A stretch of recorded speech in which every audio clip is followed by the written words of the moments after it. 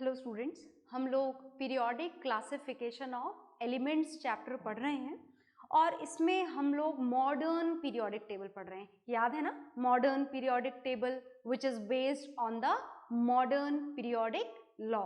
याद है? Is it okay? And according to this law, if the elements are arranged in the increasing order of their atomic masses, नहीं, atomic numbers. In that particular condition, after a regular interval of atomic number, what would repeat? Their properties.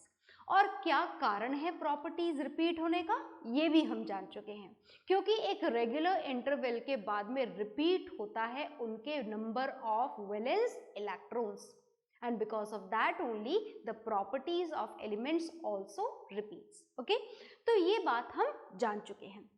अब जो जानना हमारे लिए बाकी है वो ये है that how many properties resembles with each other when we move from left to right along a period or when we move in the downward direction in a particular group।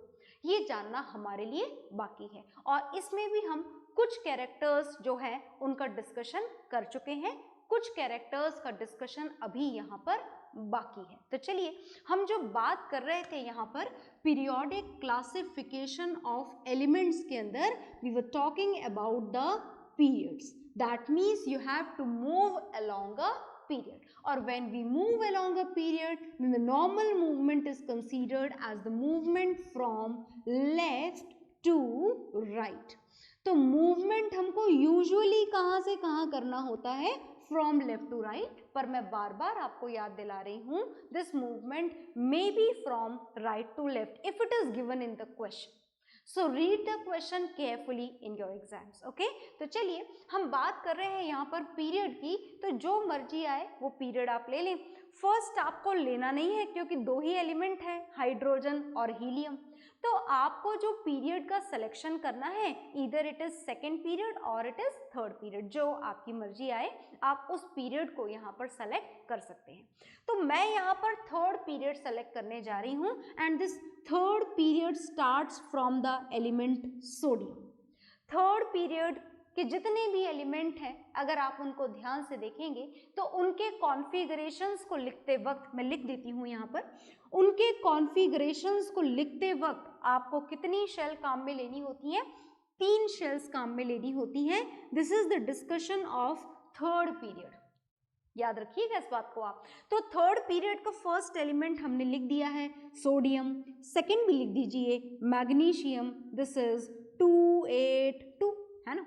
Next भी लिख देते हैं aluminium, और aluminium का configuration 283। देखिए, याद रखिएगा, जब भी बात एलिमेंट्स की प्रॉपर्टीज की जाए तो एलिमेंट की प्रॉपर्टीज में जो सबसे इंपॉर्टेंट रोल होता है ना, वो उनके कॉन्फ़िगरेशंस का ही होता है। Is it okay? So if you know the configuration, then nothing is better than this. इससे ज़्यादा अच्छा कुछ भी नहीं हो सकता। ओके, तो चलिए आगे आ जाइए। एल्यूमिनियम के बाद में क्या आएगा? एल्यूमिनियम के बाद में आएगा सिलिकॉन, कॉन्फ़िगरेशन इज 284। सिलिकॉन के बाद में phosphorus, configuration is 285। Then sulphur, then chlorine and last argon. Last का मतलब last element of this particular period. So the configuration of sulfur is 286, configuration of chlorine is 287, configuration of argon is 288. So these are the configurations. तो क्या हमें यहाँ पर configurations जानने थे? बिल्कुल भी नहीं। पर मैंने आपको बार बार बताया कि जो एलिमेंट की मोस्टली प्रॉपर्टीज हैं, they are based only on this factor, that is the configuration. और कॉन्फ़िगरेशन भी किसका? कॉन्फ़िगरेशन भी उनके आउटर मोस्ट शेल का। तो एलिमेंट की प्रॉपर्टी आपको ये आउटर मोस्ट शेल का कॉन्फ़िगरेशन देख करके पता लग जानी चाहिए। This is 1 2 3 4 5 6 7 8। तो ये जो नंबर ऑफ इलेक्ट्रॉन्स हैं, यही आपको सारी कहानी बता देते हैं किसी भी एलिमेंट की। खैर, हम कौन सा कैरेक्टर यहाँ पर डिस्कस करने जा रहे हैं वो तो अभी तक हमने यहाँ पर लिखा नहीं है, पर मैं आपको दोबारा याद दिला दूं कि ये थर्ड पीरियड के हमने सारे एलिमेंट यहाँ पर लिख दिए हैं। और आप यहाँ देख सकते हैं that to write down their configurations of all these elements which belongs to the third period, we need how many shells? 3 shells. कितनी शेल्स काम में आ रही हैं? 3 शेल्स काम में आ रही है ना। मतलब फोर्थ पीरियड के एलिमेंट का कॉन्फ़िगरेशन लिखने के लिए आपको कितनी शेल्स काम में लेनी पड़ेंगी? 4, और फिफ्थ पीरियड के लिए 5, और सिक्स पीरियड के लिए 6, और सेवन पीरियड के लिए 7, और 8 पीरियड के लिए no, it does not exist. Is it okay? हमारी पीरियोडिक टेबल में सिर्फ 7 ही पीरियड है, तो हमारा काम 7 पीरियड तक चल जाएगा। पर ऐसा मत सोचिएगा कि 7 पीरियड तक चल जाएगा, आगे और एलिमेंट नहीं आएंगे या नहीं आ सकते हैं, ऐसी कोई गारंटी नहीं है। More elements are there to come. Okay, तो देखिएगा यहाँ पर हम क्या पढ़ने जा रहे हैं, बहुत ध्यान से सुनिएगा। हम इस पर्टिकुलर पीरियड में डिस्कशन करने जा रहे हैं एलिमेंट्स की रिएक्टिविटी का डिस्कशन करते हैं। चलो सबसे पहले रिएक्टिविटी का डिस्कशन करने जा रहे हो आप, समझ गए ना? कौन सी रिएक्टिविटी?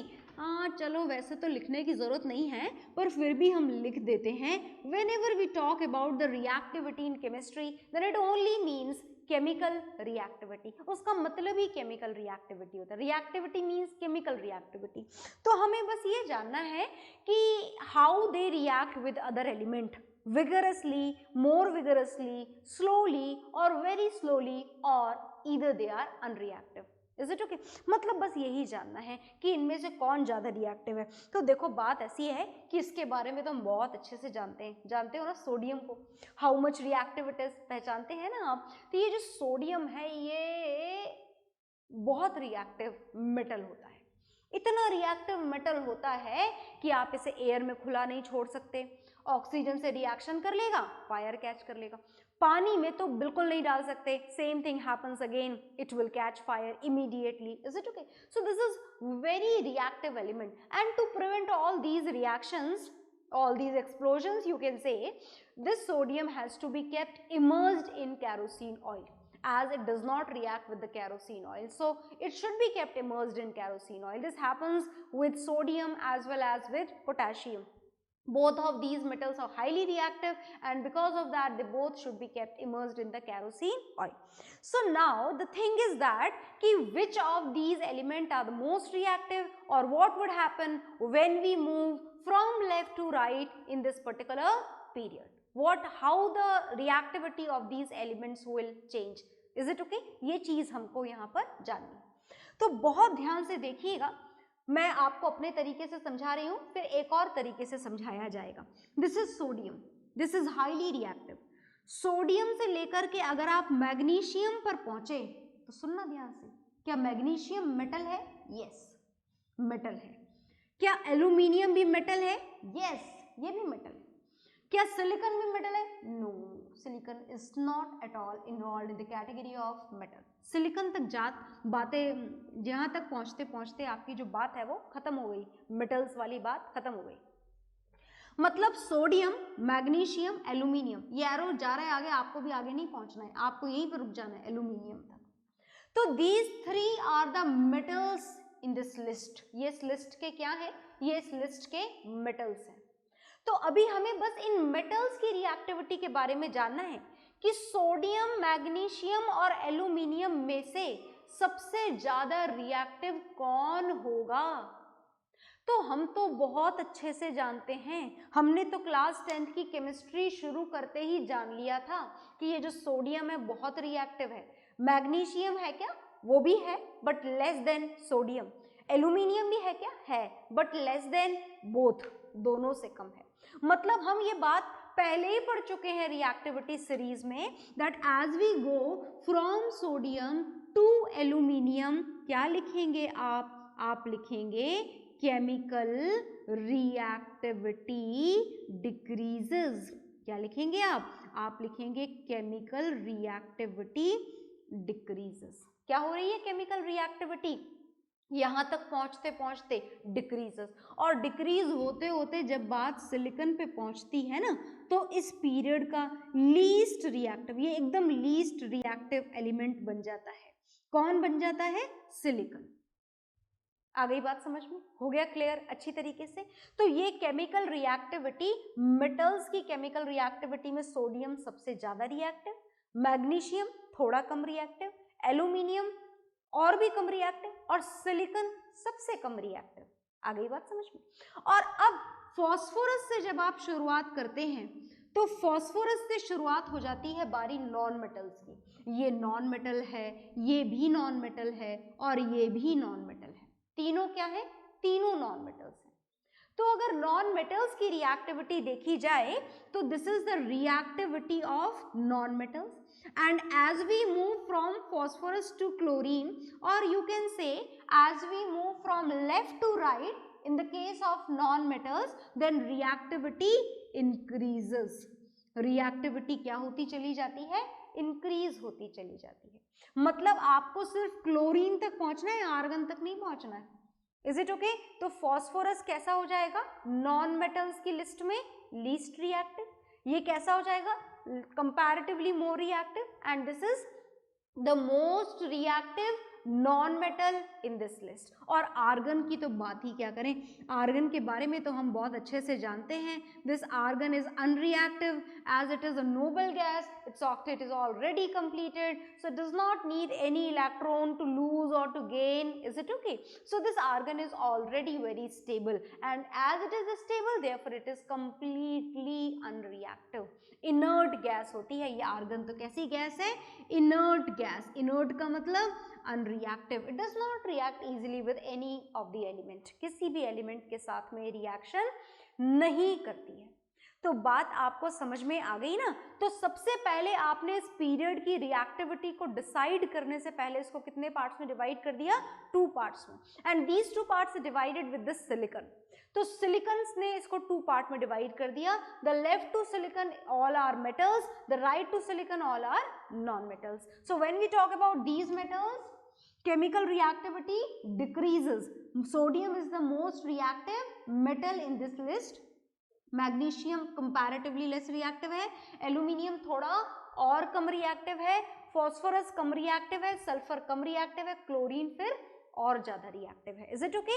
तो ये बात आपको नोट डाउन कर लेनी है। इसका कारण समझना बाकी है कि आखिर ऐसा क्यों हुआ। आखिर इन तीनों मेटल्स में से सोडियम सबसे ज्यादा रिएक्टिव क्यों है? वैसे तो मैं कारण बता चुकी हूँ आपको, पर यहाँ पर दोबारा बताऊंगी। या फिर इन तीनों नॉन मेटल्स की लिस्ट में ये क्लोरीन सबसे ज्यादा रिएक्टिव क्यों है, ये भी हमारे डिस्कशन का टॉपिक है, and that will see later. पहले आप नोट डाउन कर लीजिए।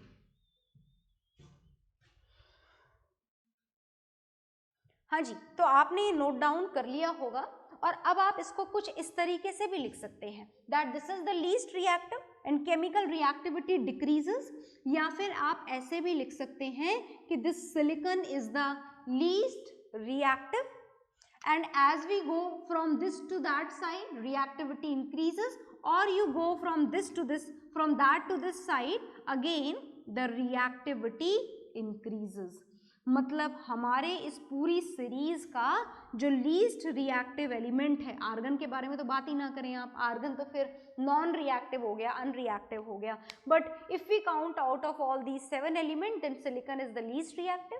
अगर आप सिलिकॉन से इस डायरेक्शन में आगे बढ़ते हैं then also the reactivity increases, और अगर आप सिलिकॉन से इस डायरेक्शन में आगे बढ़ते हैं then also the reactivity increases। पर कारण जानना अभी बाकी है कि आखिर सोडियम मोस्ट रिएक्टिव मेटल क्यों, या फिर chlorine most reactive non metal क्यों। तो चलिए जानते हैं।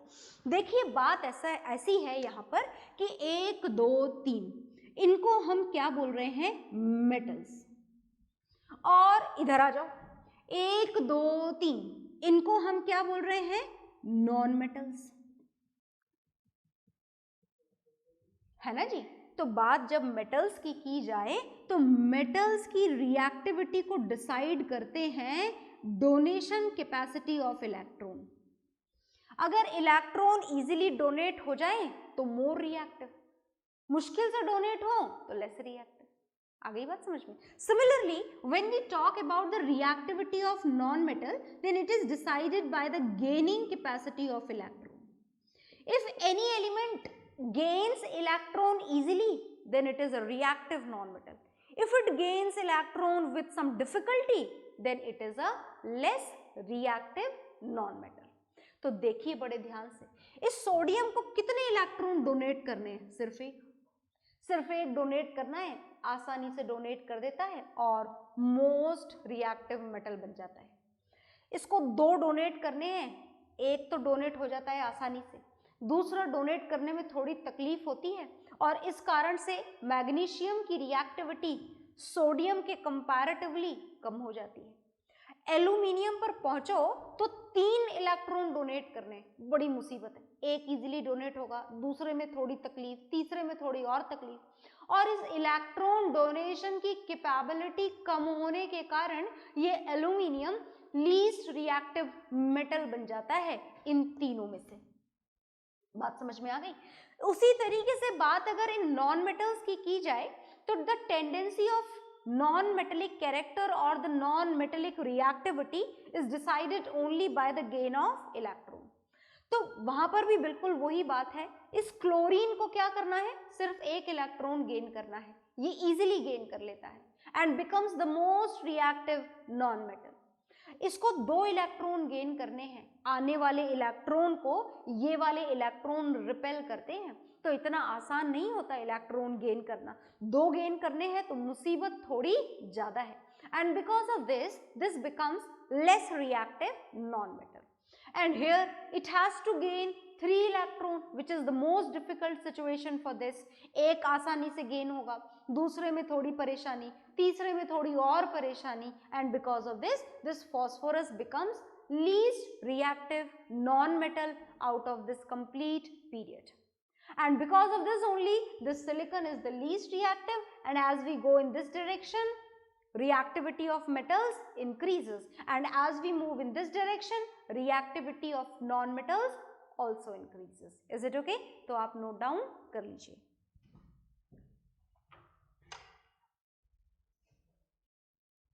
हाँ जी, तो आपने ये जो टॉपिक यहाँ पर पढ़ा ये था केमिकल रिएक्टिविटी। अब इस केमिकल रिएक्टिविटी के साथ में ही with the same table we will write down we will explain one more character, एक और कैरेक्टर को आप यहाँ पर एक्सप्लेन कर सकते हैं and this one more character which is needed, which is required, which can be explain with the same series is metallic and non metallic character. The reason behind the both is same। Now we are going to define this non-metallic and metallic character along the same period। हम दोबारा से इस table के along क्या define करने जा रहे हैं, metallic and non metallic character. तो ये तो हम पहले ही जान चुके हैं कि ये लीस्ट रिएक्टिव है, मेटलॉइड है, इसके इस साइड वाले मेटल्स हैं और इसके इस साइड वाले नॉन मेटल्स हैं। तो बहुत ध्यान से सुनना, सुन रहे हो ध्यान से? बात ऐसी है कि एलिमेंट इलेक्ट्रॉन जितनी इजीली डोनेट कर दे उतने ज्यादा रिएक्टिव और उतने ही ज्यादा मेटेलिक। आ गई बात समझ में? मतलब बात यह है कि as you move in this direction reactivity क्या हो रही है, बढ़ रही है, और रिएक्टिविटी बढ़ने के साथ साथ मेटेलिक कैरेक्टर भी क्या हो रहा है, metallic character is also decided by the donation capability of electron। So as the reactivity increases, metallic character also increases। तो metallic character also increases।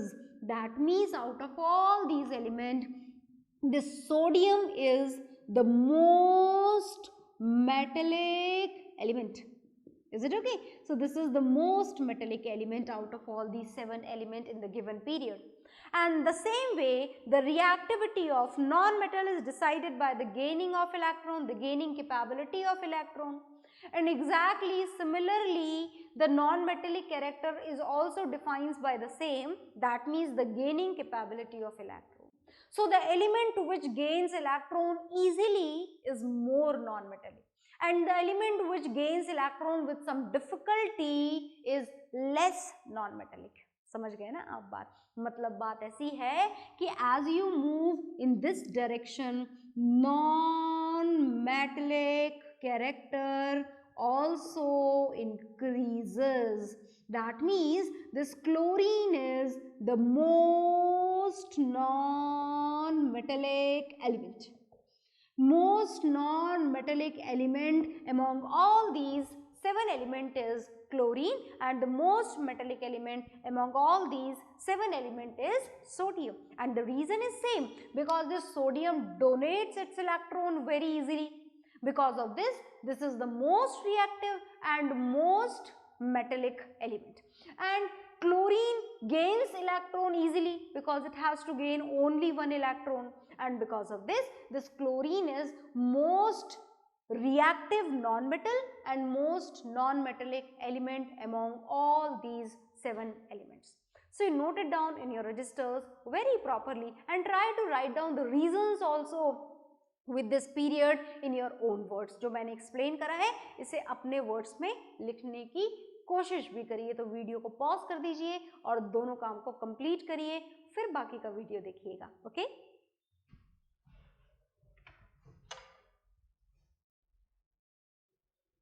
हाँ जी, तो आपने ये कर लिया होगा जो काम मैंने दिया था। मैंने बोला था आपको वीडियो पॉज करना पड़ेगा। तो अब क्या आपके पीरियड्स के कैरेक्टर खत्म हो गए हैं? No, not at all, we have to know something more. हमको थोड़ा और जानना है, तो थोड़ा और जानेंगे। देखिएगा ध्यान से, हम नेक्स्ट कैरेक्टर कौन सा यहाँ पर डिफाइन करने वाले हैं।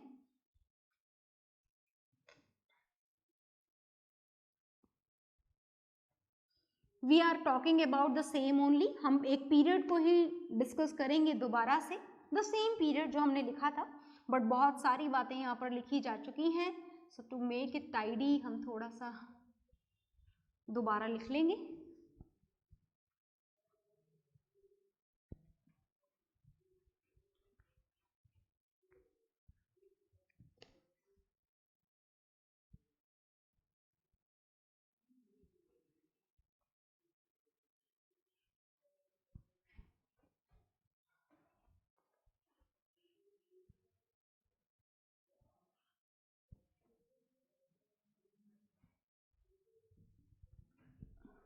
Okay, now the character which has to be described along this period is the nature of oxides.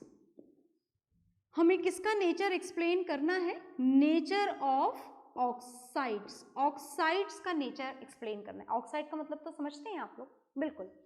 We'll study about the third period only, as you know all the oxides which are related with the third period.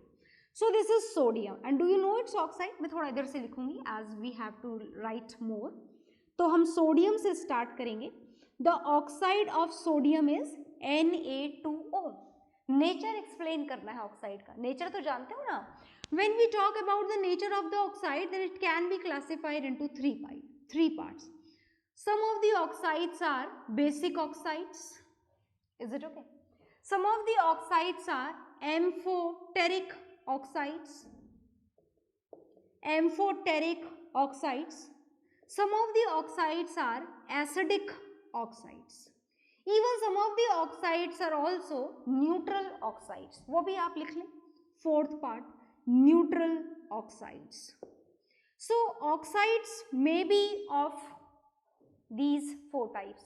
4 types के oxides आपके nature में हो सकते हैं, ठीक है।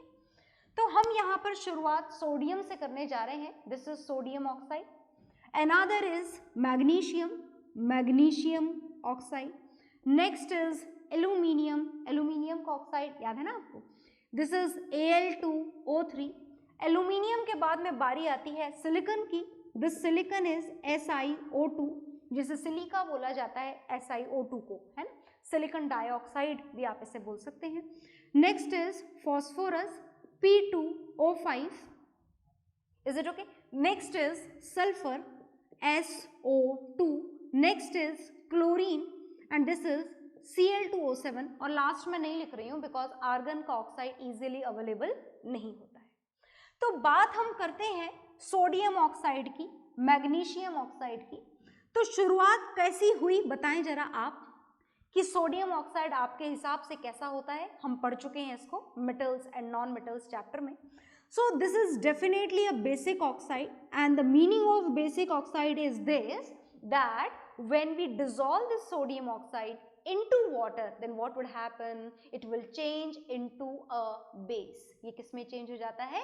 Base में change हो जाता है, and because of this only, the sodium oxide is known as basic oxide. तो जैसे जैसे आप सोडियम से मैग्नीशियम ऑक्साइड पर पहुंचेंगे, बेसिक ऑक्साइड का बेसिक नेचर क्या होना शुरू हो जाता है? डिक्रीज होना शुरू हो जाता है।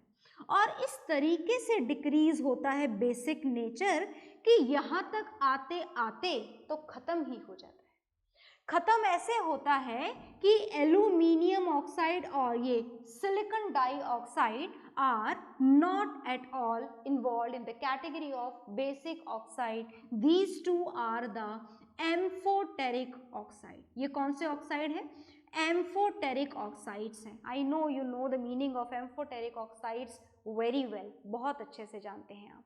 जैसे ये बात नॉन मेटल्स पे शुरू होती है, नॉन मेटेलिक ऑक्साइड्स का कैरेक्टर एसिडिक होता है and that means nature of acidic oxide starts from the this phosphorus penta oxide, इसे बोला जाता है। Is it okay? यहां से एसिडिक ऑक्साइड का नेचर स्टार्ट हो जाता है और बढ़ते बढ़ते बढ़ते बढ़ते ये जो क्लोरीन का ऑक्साइड आपके सामने लिखा हुआ है, this is the most acidic oxide. So this oxide of chlorine here is the most, ध्यान से देखिएगा, most acidic oxide. Is it okay? And this oxide of sodium here, which is exactly towards the left side of this particular period, is most basic oxide. तो समझ गए ना आप oxides का nature, that as we move from left to right along a period, then from the exactly left corner of this period we will start with the basic oxide. And as we move towards the right side, this basic oxide's character decreases up to amphoteric oxide, and then after acidic oxide's nature will start and it increases up to the last. So the last one will be the most acidic oxide and this left corner one will be the most basic oxide. So note it down in your registers very properly.